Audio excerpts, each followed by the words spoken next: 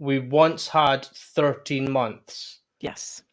Mm-hmm. until, I can't remember why it changed, but until something changed.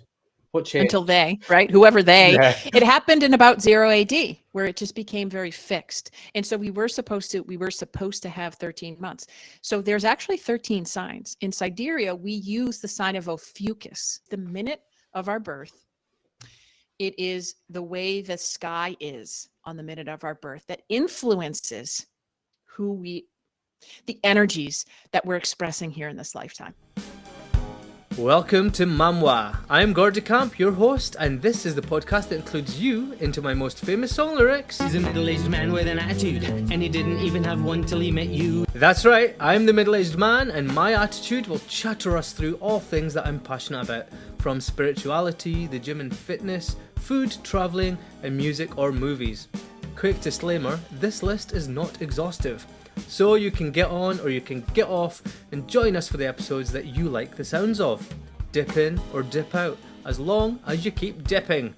Either way, we've got something to say and we're going in 3, 2, 1 wish or 2, regardless of how many stars you want to wish on. With us today, we have an astrology knowledge-based energy healer who prides herself in arming her clients with the knowledge and guidance to live their most fulfilled lives. She's a professional speaker and a former comedian. With her warm, healing nature, you can all expect to be captivated and engaged throughout this episode. So, welcome to MAMWAA, Tiffany O'Hearn. How are you? I'm so wonderful, Gordon. Thank you so much for having me. I'm just an honor to be here. Thank you. You're more than welcome, and I'm really excited to find out about everything that you've got for us today. Where are you from, firstly? I am from the United States, Massachusetts, so I'm on the east coast of the country. Perfect. And what's it like over there? Right now it's wintertime, and it's really embracing all of that wintertime energy where it's just cold, and it just invokes that feeling of just being inside and warm and just kind of slowing down a little bit. Yeah, I love it, and I love a nice hot meal when it's like this as well, because it's the same in England. It's really cold and icy, and it has been for a few weeks. And just getting this. Well, I don't know if you eat many stews, but being Scottish, we're always eating stews, and it's nice to just get the stew on in the cold weather. I love that. Yeah, I agree. So, what's Massachusetts like? Massachusetts, we have 4 seasons. Okay. And so it's a pretty small state, but in terms of, Massachusetts, I'm born and raised here. And one of my favorite places is probably about an hour from here. And I do a fair amount of hiking. So the Appalachian Trail runs through the western part of the state, and it's in the Berkshire areas. And the Berkshires are just magnificent. They're mountainous. There's just such a healing energy there. And, it just evokes so much nature. And that's really what you can find, even in the dead of winter, right? There's just nature all around us. And I really enjoy that. Oh, that's good. So, what do you do to get into nature? What's your favorite activities? Backpacking. I love love it. backpack hiking. Hanging between the trees is where my soul is the most nurtured. Do you have a hammock at home just in case? I actually do, Yeah. yes. And I have been known to hang it up outside just to kind of sit in there. We've actually slept in the backyard a few times when, you can't necessarily go to the mountainous areas. Yeah. Well, hey, we have trees in the back, in the backyard. So Yeah. that's what we do. It's that home from home, isn't it? Like, I know a couple of people who've got a hammock at home, and they just put it up every now and again just for that. If they can't get a proper hike in, or they can't go for a mountain walk or anything, like, it just gives them that fresh air, that energy, like that sense of nature without having to go into nature, if that makes sense. So I love that. Absolutely. And what's good to do for any of our travelers on the show? Like, if somebody comes to Massachusetts, what would you recommend? Where would you send them? Yeah, of course. So I think 2 different areas, right? So Boston is, probably one of the most famous spot in Massachusetts, Boston, Red Sox, the whole thing. And so Boston, if you're like into that city life, it's such an old city and it's so many roots, the Tea Party and all sorts of fun things like that, right? But if you're not looking for the city life, then for sure the Berkshire areas, which again is in the western part of the state, that's just, there's so much. There's mountains, there's just beautiful places that you can rent and really just embrace, just a little bit of a slower atmosphere and, nature for sure. Love that. And then I mentioned it earlier, but for the listeners, you've got a comedy background. So tell us a bit about that. Yeah. So I remember being a kid, and one of the things that if you asked me when I was younger what I wanted to do, I would have told you I'd be on Saturday Night Live. I wanted to be on Saturday Night Live. I know how to make people laugh. It's just been a gift of mine, and I use it often because laughter is so important for us. It's such an energy exchange when we can laugh and be silly, and it's just a high vibration. And I enjoy laughing. And so, being able to express that. And so, early in my 20s, I thought, well, let me try this again. So I took a course, in comedy, right? Because I want to do it, to the best of my ability. And I did it for about a year and a half, and I had such fun with it. It was just fun, really. And it's a lot of work because, I remember, telling my family and friends, and they'd say, oh, I got a joke for you. And I'm like, thank you, but that's not what comedy is, right? It's about taking the humility of life and then writing a joke about it. I mean, really, that's the essence of comedy is finding, traffic and finding the humor in traffic or just that everyday life. And so that was one thing that I, really wrote about and shared was just life experiences. And I've always said that I'll get back to it at another point in my life, even though it might not be right now, but it certainly took me out of my comfort zone, right? When you're standing up in front of people and you only have your memory, to help engage. So it was just such a beautiful experience. And I'm just so honored to have had that. And like I said, I know at some point I will, step back out on that stage. And now I use my voice in other ways, but that is one of the things that I'm here to do in this life is to use my voice. And so that's what I do. I've always found ways to be behind a microphone and share. That's very similar to me, actually, because like my history's in performance, in media and press, and it just it's always something I've come back to. And like yourself, I used to be a public speaker. I've not done it for a couple of years, but I was a public speaker for about 15 years. And that came from my performance background. So is like you do a lot of public speaking now. Is that something that transpired because of your being on stage and being on comedy, or did it just happen that way? Yeah, it kind of just influenced each other, so to speak. In my early 20s, I was doing more of the comedy, probably mid 20s, actually, if I'm being more precise. I'm about 40 now. And so, within the last 5, 6, 7 years, I really stepped into the spiritual place. And now it's bridging my ability to stand up in front of a crowd, and be pretty calm in that and love that experience. And now just do it in a different way. However, I will always infuse comedy in it, whether it's if it's a stand-up, that's something different. But when I am speaking in front of small group, large group, it doesn't matter. You're going to know that I'm here for that humor, that evocation of laughter as well. Yeah. So how did that transpire into your knowledge of astrology and energy healing in that spiritual side? Like, how did that all come together? Because I couldn't figure myself out. Okay. Right? Like I had one of the largest, there was a couple of like really large stepping stones in my life, but one of them was, a divorce. And I come from a divorced family, and I was like, wait, now I'm doing this thing? I thought I stopped it. How did this happen? And so instead of being like, well, you're bad and you're wrong, I thought, well, it's time to really understand who I am so that I don't show up like that again. And that's really where this whole journey towards spirituality really amplified within my life, because I have always been of a spiritual nature, but now being able to learn, and it all came because I wanted to heal myself. And now I'm not healed. There's always things that are going to come up, right? But I am deep in my healing journey. And so learning all of these modalities helped influence my own inner wisdom, my own light, my own divinity, and really help to amplify that. And, something with astrology that I love is that astrology is your energies, right? And so a lot of times it just becomes permission, right? I look at your chart, Gordon. We know that your Mercury is going to be in a great place because you're communicating and you're very good at it. The same as me. And so if somebody says to you, hey, Gordon, this is what you're meant to do, you're like, yeah, I'm doing it. But if I said, well, but you're supposed to do it in a bigger way. Now you're like, I thought so. And now you go, now I'm doing it. Now I'm doing it because we already have it in our subconscious, but it just gets buried over traumas, over our parents. I know I used to say I want to be on the radio or Saturday Night Live. And you know what everyone told me? Nah, you can't do that. Focus on your school, right? And I was like, humph, okay, because that's what we do. And so learning my astrology chart opened up my business, opened up my spiritual energy, opened up what I'm really here to do. And it's so empowering when we can learn that for ourselves. Yeah, definitely. So was there, how long ago did this kind of start with the divorce and having, like, wanting to heal yourself, and how many years have passed since then? About 7 years. Okay. 6.5 to 7 years from this, and it first started with my nervous system was so dysregulated, and I would be acting out in ways, and after going, whoa, what happened there, right?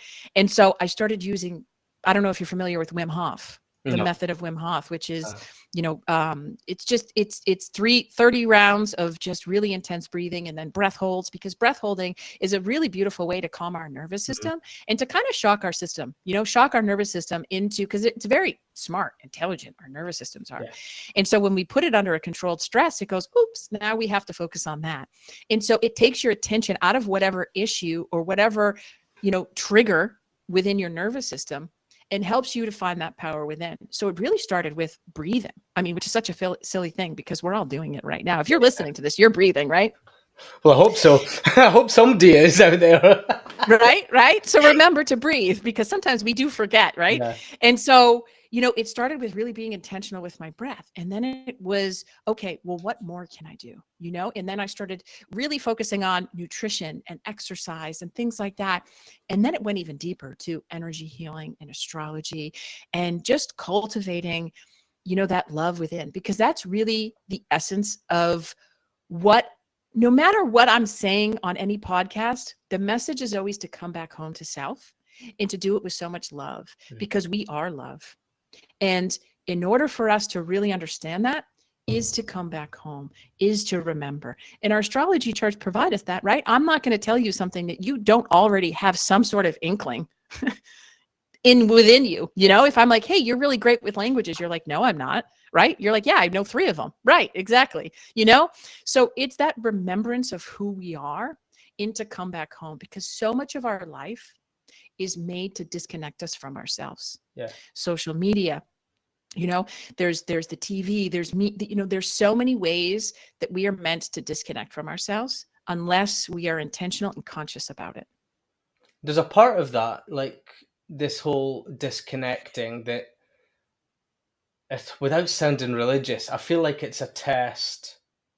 It's all happening to test us. Like, do we have the abilities we need to stay connected? Do you know what? Let's put social media into play. Let's put all these world events into play. Let's try and derail you just enough so that you can lose your connection to self, or lose your connection to the universe and your higher being, whatever that may be.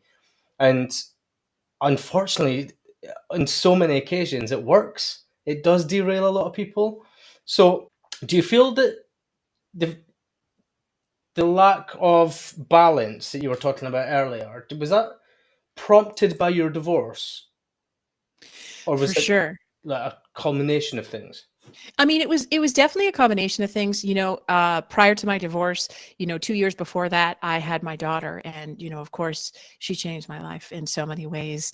And it was really like, with my daughter, it was being conscious to the type of parent that I wanted to be, and not just in understanding that, in parenting, we really don't teach. That is an old school program that we have, but I can model how to be a beautiful human being. And guess what? She is a beautiful human being, right? Because we have that capacity within. And how do I influence and nurture her creativity, her spirituality, her divine love within, without, being really unintentional with these programs, and allowing her to be her autonomous self. At the same time, it allows me to be my autonomous self. It allows me to connect with nature. It allows me to remember who I am, because the more I can do that, the more it speaks to all of my relationships. including the one with my daughter. Yeah, that's brilliant. And you're so right. When we can teach in the way that's right for us, it flows so much easier. There isn't as much resistance. It's like the perfect cycle. And I think that brings me to my question about you were hoping to break the cycle from being from a divorced family or a broken family, let's call it. And it didn't work out that way. How did that affect you? Like, So as a deeply. person? Yeah, so deeply, because it was like the last 7 years of my relationship, I didn't see what was in front of me because I wasn't able to. And it's okay. Like, my divorce was such a gift to me in so many ways. And I'm so grateful for it because I wasn't my eyes weren't closed anymore. Because instead of working on my relationship and working on my patterns and working on, my internal being, I got lost in a codependent relationship, and then when I, kind of severed those bonds, and I went, and that was one of the hardest things I had to deal with, was me thinking, no, I'm not going to be this person that my parents were. And yet here I am. And I'll tell you, my daughter said to me probably about 6 months ago, she said, Mama, if you didn't want me to grow up in a divorced household, why am I? And I was like, oof. And I said, you know why, honey? Because I didn't know what I know now, because I wasn't as strong as I am now. And this is also part of your journey. And so while I can't show you what a perfect relationship with another partner looks like per se, I can model for you how to find that love within, because what I didn't have was that love within. Because when somebody asks you to marry them and your answer is no, but the words that come out of your mouth are yes, there's a disconnect there. Yeah. And I was woefully disconnected from my higher self. Yeah. And I think just whilst we're on that subject, like for anyone listening as well, there's that disconnect can be for a number of reasons. Like, it could be for fear of being alone, fear of not being able to move forward without anyone, or like there's so many reasons that you may not be sure but still say yes, or end up in that situation. Because, not to detract from what we're talking about, Tiffany, but relationships are very complex things. And we sometimes need to sit down and remember that. Like, there is no, you mentioned saying to your daughter about a perfect relationship, and a conversation we had maybe 10 episodes ago, I can't remember who said it, but was there's no such thing as a perfect relationship, because they're all 100% different in some way. And that's something that I'm very much aware of since like 15 years ago as well. Because I found myself completely uprooting myself and saying, I'm stopping all of this. You can have the house, you can do this, you can do that. Just let me be. And I needed that, like you say, like to find myself again. But if we start breaking this down then, when it comes to astrology, like, what if you could put it on one moment, just for the listeners, what was that one moment when you were either stood up or sat down or in the car, and you thought, I need to be more connected? With those words, what was it? Where were you? What were you doing? What made it happen? Yeah. So I had taken, after I had done energy healing, one of the beautiful humans that was in there was also right after that was going to, host this astrology course. And I said to her, I don't know why I need this. I cannot rationalize it in my mind. I just know that I need to be there. And that's it, period, end of statement. And so going through my chart and learning the energies of it was like, aha, and in there, I am supposed to be this spiritual healer. I am supposed to be this conduit. I am supposed to be this vessel. But more importantly, I have a lot of really big ideas, and I'm meant to, and I don't need to quiet them anymore. I don't need to quiet these parts of myself to make other people feel comfortable, because it's actually making me feel very uncomfortable and very disconnected from myself. And so to know now what I'm here to do is such a beautiful thing because it's so empowering. And it's the difference between I believe I'm here to do this to I know I'm here to do this. And it's that constant evolution of it. And I will continue to adapt to whatever it is. But the cornerstone of it is always love and coming back home to self, because that was my journey. And I infuse that too. Eventually I'm manifesting, for somebody to pay me to write my book, because it's something that's in me, and it will be bordering around along my hiking journeys, because it is when I was able to find that stillness within to really understand who I was. And now we invite astrology. Now we invite energy healing. And now I'm just such a different person than I was a year ago, than I was 6 months ago, than I was 3 weeks ago. Yeah. And something I was just thinking about as you were saying that was coming back to there always being something to disconnect us or derail us in some way from that intuition or that feeling of, I just have to. This is what I need. I need to do this. And I don't know why, but I'm going to do it. Like, what made you not doubt yourself at that moment? Yeah, I'll tell you what. So I learned my astrology chart, and then I did it again. And I used AI for it. And I just went so deep in my own chart, looking at all the aspects of it. And, for me, I have a lot of planets in a specific house. And I was like, well, I'm not expressing the depth of what I'm here to do. And so a couple of things were clear. I'm here to be a visionary. I'm here to have really big ideas because I can handle those ideas. I'm here to use my voice in a very big and grand way. And I'm here to help heal and guide. And that was all I needed to step into what I'm already doing with the permission within myself. So it dissolved that, am I worthy? Hell yeah, I'm worthy. I just read about it. And I read about it. And I read about it. And yes, there are times where you still get that ego, right? That's like, oh, you're going to fail. And I'm like, haha, maybe not. It's okay. It's a lesson, right? And that's the other thing too. So much of when we're disconnected, our ego is the loudest voice.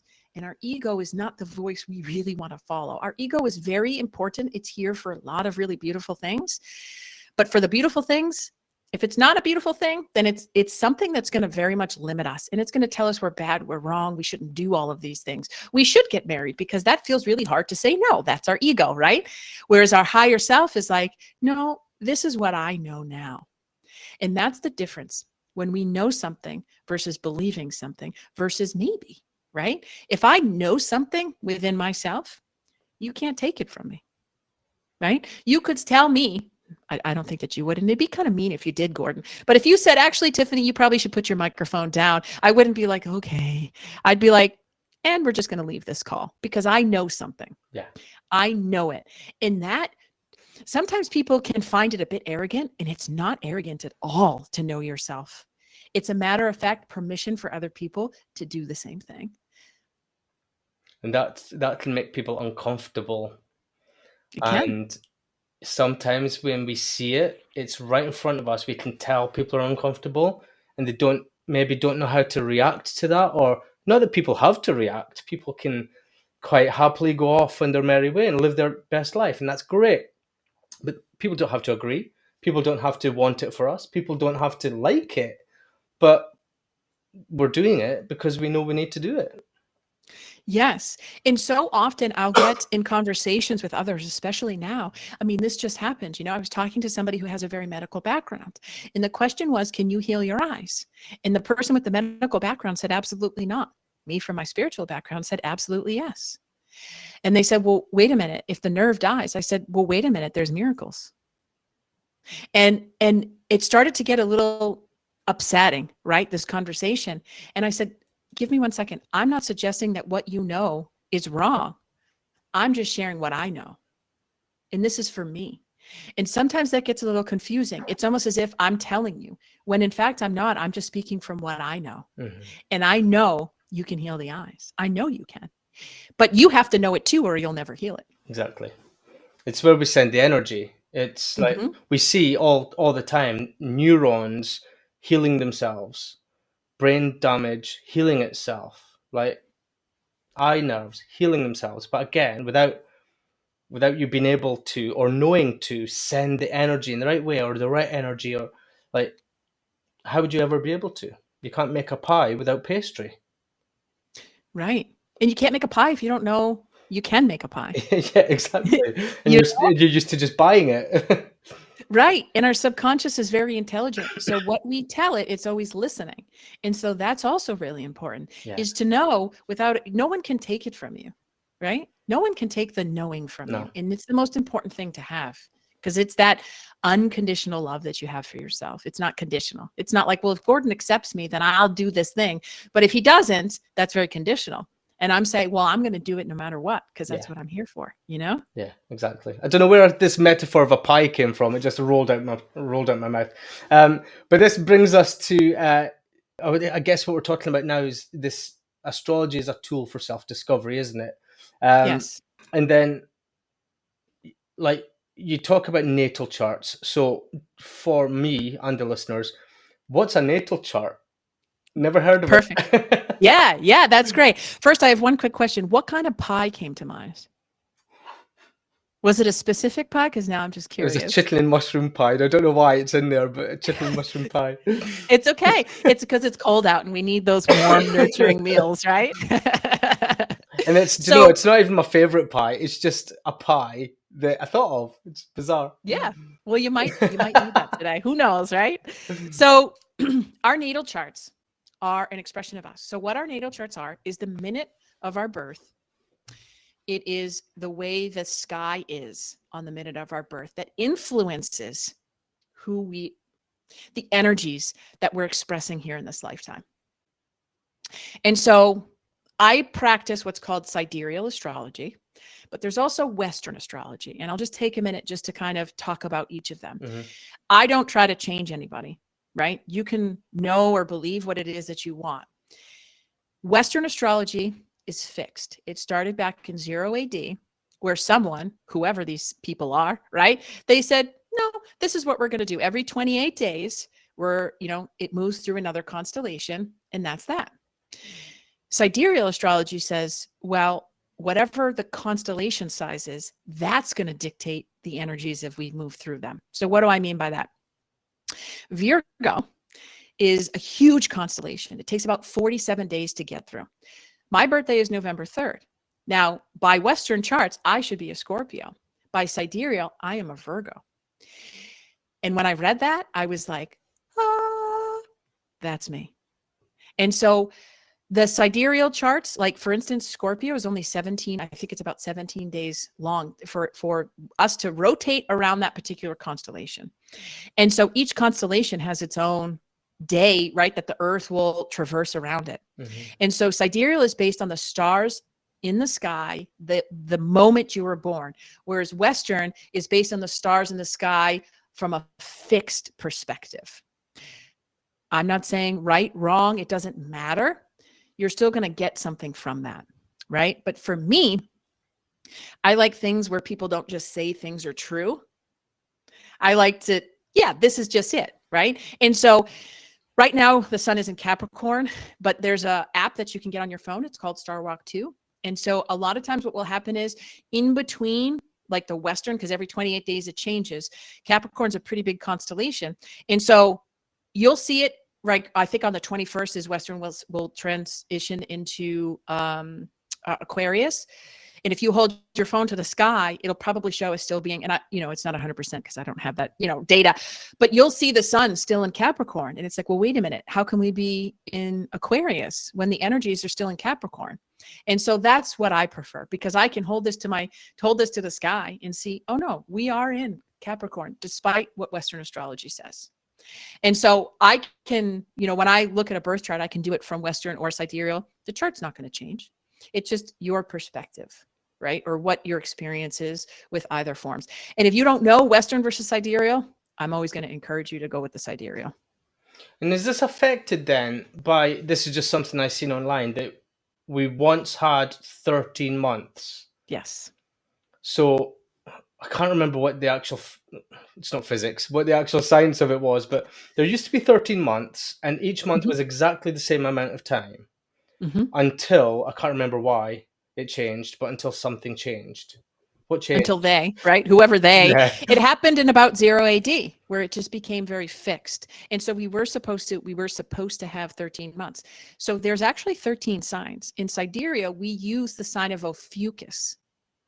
And Ophiuchus is probably about 10 to 12 days long, but that's the 13th sign. And so it is a 13 sign sidereal astrology, whereas Western doesn't talk about Ophiuchus energies. And again, they're all going to be based on the size of the constellation. And so, yes, I agree that it would make far more sense for all of us to have 13 months, to have, sidereal astrology and not the Western astrology. There's 13, on the back of a turtle, there's 13 little squares. Women have 13 menstrual cycles a year. The moon has 13 lunar cycles a year. All of it leads to 13. Yeah. So how would any of us know if we were in that 13th sign? Does it always land in the same place? Not always. I mean, sometimes the days, because again, it's not fixed. And so depending on the Earth's rotation and such like that, I can give you sort of a date, but it's always going to depend on the stars in the sky at that moment. And so the Ophiuchus energy, I just love, and I think it's so beautiful. It's right in between Scorpio and Sagittarius. So it takes on more of a Sagittarius flair, but it's really like this healer energy. It's really a beautiful, beautiful energy. And we all have it in our charts. And that's a really beautiful thing too, when we can really understand the depths of our transformation, within this particular energy. And so we have, in Western astrology and or any of these astrologies, a lot of times we'll be talking about our sun sign because that's where our sun is.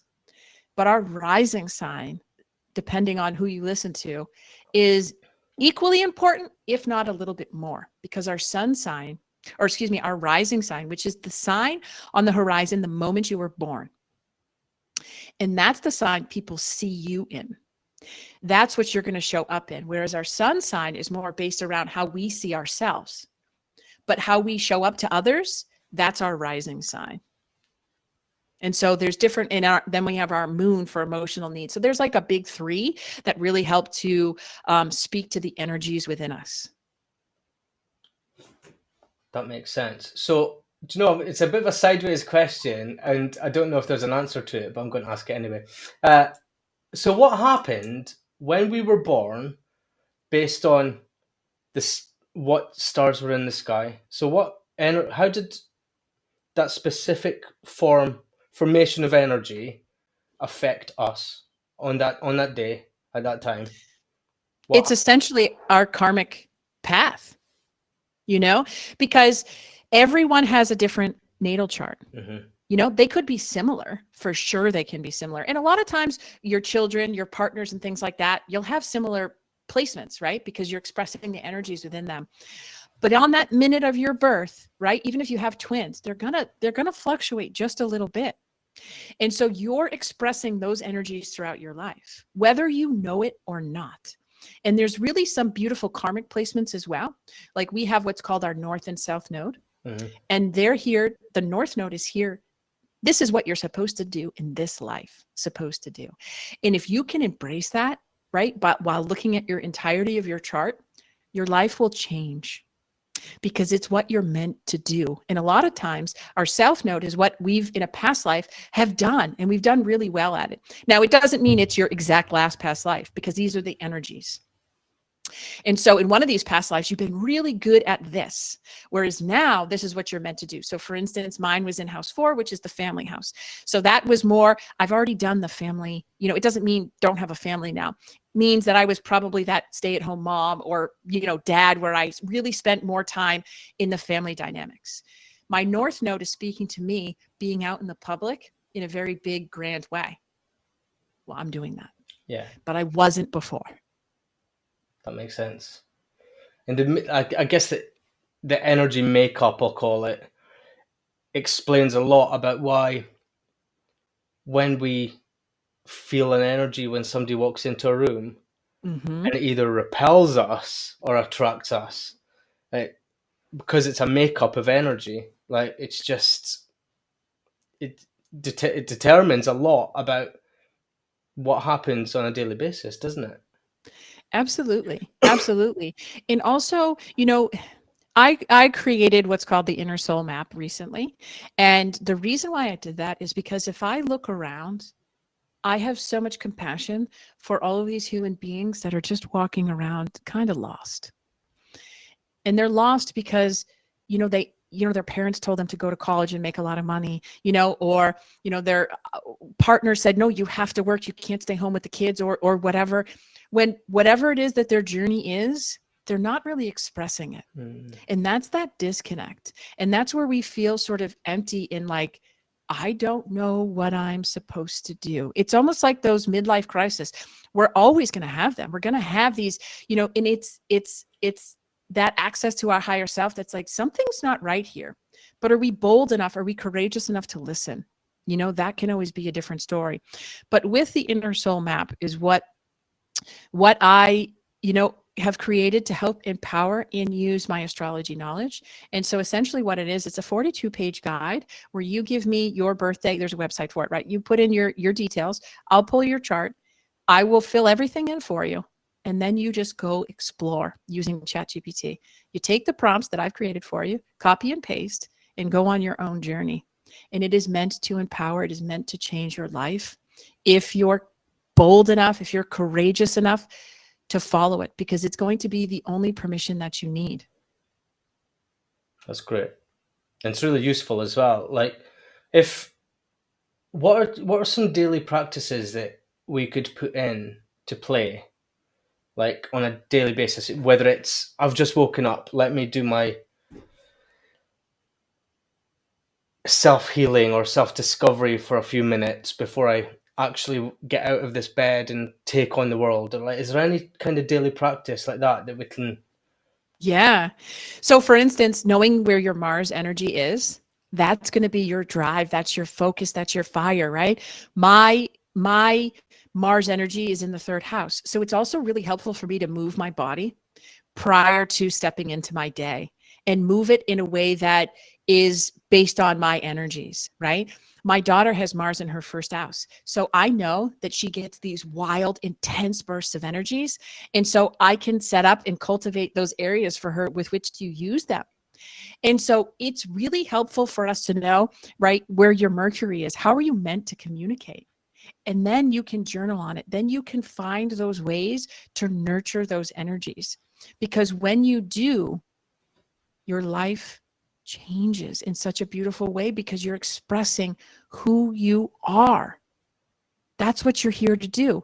And now there's lots of, there's higher vibrating energies of each planet sign, and there's lower vibrating energies of each planet or sign. So Mars can also be the planet of aggression and fire and fight. But if you find yourself fire and fighting and not so much of the other beautiful energies of Mars, hey, that could be that practice to like, I'm going to just work with my Mars energies for the next couple of weeks and really learn it and understand it and know when it's ignited, and we get to do this. We can dive deep with any of these planets and signs and how they show up in our lives. How does the healing through the stars work? Like you talk about planetary transits as well as the moon cycle. So what do we need to be more aware of with the movements of our planets? In our chart, our natal chart doesn't change, and so in that, you can use different points to really find out what you're here to heal as well. And so, like, for instance, there's a placement called the Chiron wound. And where your Chiron is what you're karmically here to heal. And so you can use any of these areas of your chart. Like our moon is going to be indicative of the wounds of our mother. Okay. Whereas Jupiter and in some schools, Saturn is more of our father wounds. And so where they show up can also help us identify and heal these other aspects of ourselves. And depending on where your moon is in what sign, I mean, if I did that with my mother wound, woo, it was woefully accurate. And now I get to heal that side of myself too. And when we heal these wounds, we don't just heal them for me. I help heal them for my mother, and I help heal them for my daughter, and I help heal them for my niece, and I help heal them for the lineage. And so it's such a beautiful gift when we can, with humility and grace, say, yeah, I can get pretty angry. Yeah, I can do those things. And now I'm going to heal that side of myself, because where does it come from?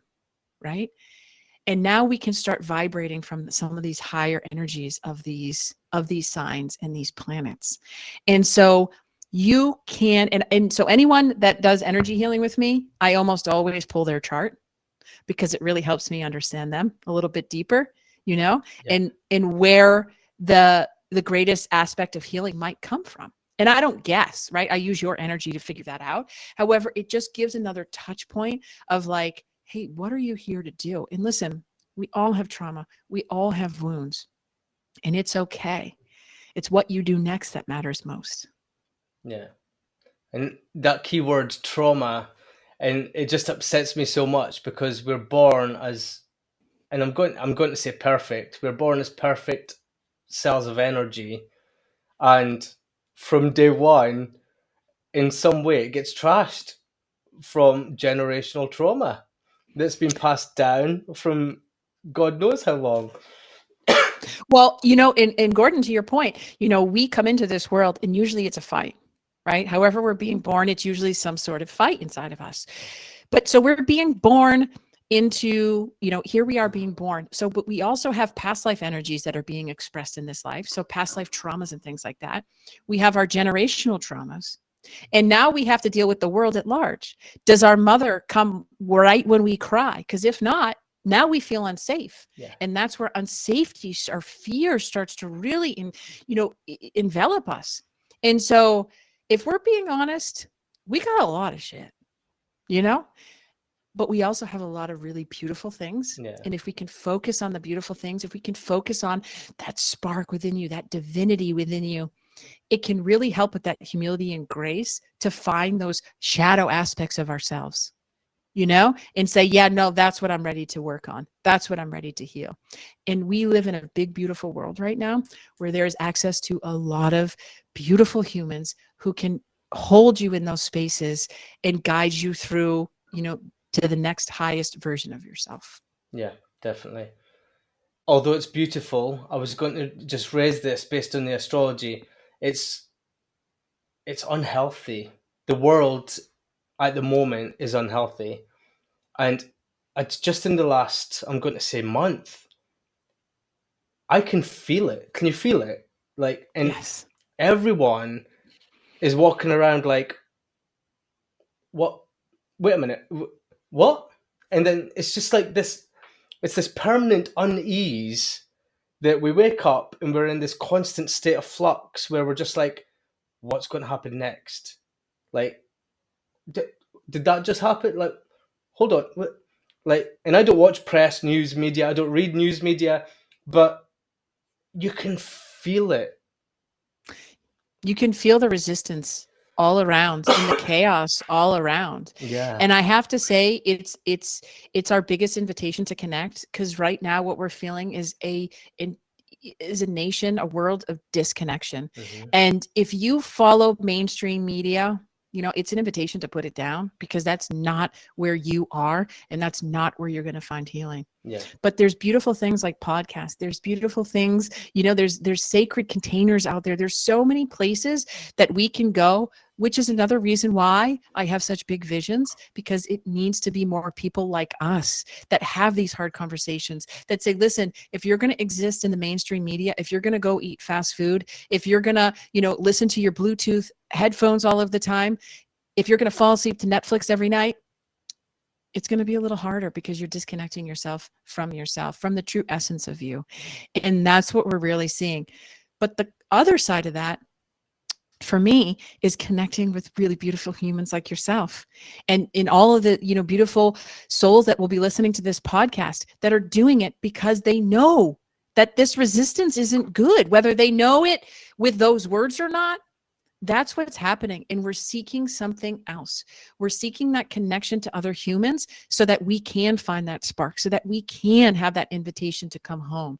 And it's a really beautiful thing. And that's where I share my energies. I don't much care for what's going on outside of this world, because I can influence as much as I can in my own sphere. But the best way I can influence is by healing myself. There's a big resistance to, and you, Tiffany, might not even like this word, but being awake. And a lot of people think that if you're being told you're not awake, it means you're not into conspiracy theories, whereas being awake is nothing to do with conspiracies. Being awake is using our energy knowledge. It's opening our, if you believe in it or not, third eye. It's knowing when to connect to yourself so that you can feel the bigger picture. And that's when, without even trying, people like yourself are attracted to you. You become more connected, like today with Tiffany. And people are drawn to you because you start to step away from the shadows. And sorry, I'm babbling a little bit, but I had a conversation with my partner, and the premise of what I was saying was, we are so far down the societal, air quotes, food chain, that we have no idea what's really happening on this planet. We don't know what control has been taken away from us, or we don't know how we're being manipulated through advertising or anything else, without getting into specifics. And we can only do what we are in control of. And that's as far as we can go in our little bubbles, with our little groups of connecting energies. And that in itself is really powerful. It is. And so when you're talking about being awake versus maybe not, maybe in a slumber, hibernation, whatever you want to call it, to me, what you're talking about is being conscious versus unconscious. Because if we're unconsciously using our phones and watching CNN or whatever it is, we're on TikTok and all of this, well, we're not being very conscious of the fact that there's always another side to everything. And I think that that's the biggest separation there. It's not about conspiracy theories. I love a good conspiracy theory because it shows me another side of something. Yeah. It challenges me to think outside of the box. And that's, to me, is our biggest area of opportunity when it comes to being conscious versus unconscious, right? So you're saying, yeah, I understand there's a lot of programming out there. You're having this conversation with your partner. You're being very conscious in that conversation. And also knowing there's not much that I can do except for be conscious with it. So instead of watching TV all the time, because that actually doesn't make me feel good, I'm going to do it consciously, which means like tonight I'm just going to veg out. And I know that, and it's totally cool, right? Instead of just being like, oh, I don't know where 6 hours just went. Being conscious. Yeah. Sometimes I'll flip the switch and I'll watch nothing but documentaries where I get some insight into things I don't even know anything about. Like food scandals, like you mentioned earlier, or shopping habits. Like, why do we shop the way we shop? And we're oblivious to it because we are manipulated by marketing and everything else. But that's when we can really open our eyes and go, okay, what am I in control of? What energies do I need to get me past this and develop myself in that way? So I guess that's going to bring me on to then practices to use these astrological insights or this energy healing more beneficial, right? So what practices do you recommend? First and foremost, if you're intrigued in learning a little bit more about your chart, you can go to www.innersoulmap.com because it's also educational, but it's also for you to take your own journey with it. And that's what it's meant to do. Because how do I empower you while empowering yourself? And this is what I came up with.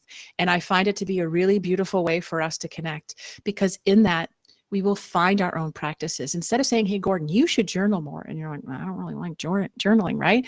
But you may start to go through your chart and all of a sudden it's like, no, you're really creative. And you're like, wait, am I creative? I didn't know I was creative. Oh, of course I'm creative. And now you start really expressing these energies and finding ways to nurture them within your life.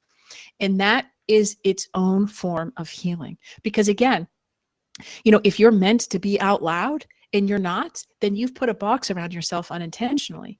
But it's time to break through, man. It is time to embrace who you are. Mm-hmm. And this is the permission that we need. And when I say permission, we already know it. But over the years, people have told us otherwise, or through different circumstances. So if you're wondering why you don't make the money that you make, this is for you. If you're wondering why your relationships aren't the relationships you want, this is for you. If you're wondering why people see you and don't really see you, this is for you. In our charts, there's always going to be this overarching wound that we have, and we all have it. And if we can find that core wound, it just explodes everything else around us in such a beautiful way. Yeah. And then there's meditation practice around any of these astrological insights as well. So what meditation practices do you do that influence, or that's influenced by the charts? Sure. So, within my chart, intuition and wisdom are in a lot of my places, right? And I say to myself, I feel like I'm not fully expressing my intuition. And so now I know, okay, well, now I can do some third eye meditations to really help, and some crown chakra meditations to help open that up. And I've done that, and it's been wild. I had a dream with which one way to help my daughter with something that's going on with her. Like in my dream, it was in there, and that's intuition coming through. I had what I'm going to call it a vision, because it was shortly after a meditation, and I was sat where I am now, and I've got two desks. I've got one for my job and one for all my creative music and podcast stuff. And I was rehearsing some music, and I was doing set lists, or I had a bit of paper in front of me. And in this vision, I was at this desk, and I had everything laid out, and I had a specific track on my screen, and I had all my software up. And I've only been here for just over a year in this home. I've not worked on music since I've moved until this week. And I had this vision 2 years ago. And I had to stop, and I had to look up, realize I was in exactly the same space. Nothing was any different. The software was on this screen. My lyrics and things were on this screen. And I literally just went, I'm in the right place. I'm doing the right thing. I'm okay. That's right. That's right. And it comes in dreams as well. I can't remember if I'd done a meditation, then fell asleep, or it was something after. However it happened, it does happen, and we think it's coincidence or deja vu. But when I know for a fact I've never done that in this room, ever, I know it can't be deja vu. Right. And here it is, Yeah, right? There it is. It's just that ongoing sphere of energy that comes back to you. Right. That journey. Yeah. So Chiron, the wounded healer, what's that then? Our Chiron wound is something that's going to show up in a particular sign in a particular house. And it's just something really karmic here that we're here to heal. And if we can, embrace the energies of that, because that's a kind of a real gentle way to look, because it's here to guide us to heal, right? There's no ifs, ands, or buts about it. And so it's a really gentle way for us to explore that. And I have that in the inner soul map too, where you can explore your Chiron wound and get to know it. And, it's going to be something that's going to say, oh yeah, that's me. I doubt it will surprise you. I doubt it will shock you, right? And it's something that you're here and meant to clear and heal in this life. It's what you're here to do. Yeah. But if you don't know it, and if you're, you don't have that access, then you're not able to heal it, and it could be resurfacing constantly throughout your life. That makes so much sense. And then we've been talking a lot about this self-discovery, spiritual awakening. So using the nodes of the moon to uncover our karmic lessons, how do we do that? So if you can learn your chart and there's so many different aspects, you can go so deep with astrology, which is why I created this, because I'm very passionate about it, but I am by no means an expert at any point, at any time. I just know enough to have conversations about it, meaningful conversations, right? And so, there's different aspects of our chart that are going to show us what we're here to do.